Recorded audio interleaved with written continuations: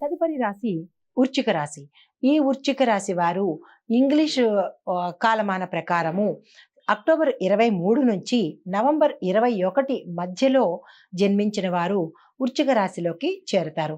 అయితే జనవరి, ఫిబ్రవరి, మార్చి ఈ 3 నెలలు వారికి ఎలా ఉండబోతోంది అంటే కొన్ని సవాళ్లను ఎదుర్కోవాల్సి వస్తుంది. ఆత్మవిశ్వాసంతో కనుక ముందుకు సాగినట్టయితే మీకు అన్ని రకాలుగా మంచి జరిగే అవకాశం కనపడుతోంది. తదుపరి ఏప్రిల్, మే, జూన్ ఈ 3 నెలల్లో వృత్తి వ్యాపార విషయాల్లో మీకు అత్యంత అనుకూలమైన వాతావరణం కనబడుతోంది. ఆర్థిక ప్రయోజనాలను మీ సొంతం చేసుకుంటారు. అన్ని రకాలుగా కూడా ఈ 3 నెలలు మీకు అత్యంత అనుకూలమైన నెలలు కాబట్టి మీరు ఏ పని సాధించాలన్నా, ఏ కొత్త పని చేయాలన్నా మీరు ఈ 3 నెలల్ని కనుక వినియోగించుకున్నట్టయితే సానుకూలమైన ఫలితాలని మీరు పొందే అవకాశం ఉంటుంది. లాభాలను కూడా ఆర్జించే అవకాశం ఉంటుంది. అయితే తదుపరి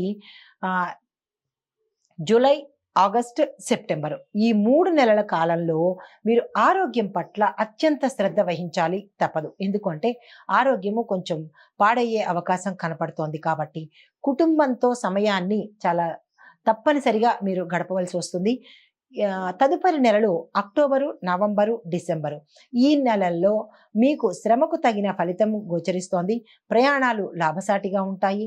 ఇతరత్ర ఈ రాశిలో ఉండే అన్ని రంగాల వాళ్లకు ఈ 3 నెలలు చాలా చక్కని ఫలితాలను వీళ్ళు పొందే అవకాశం కనపడుతోంది.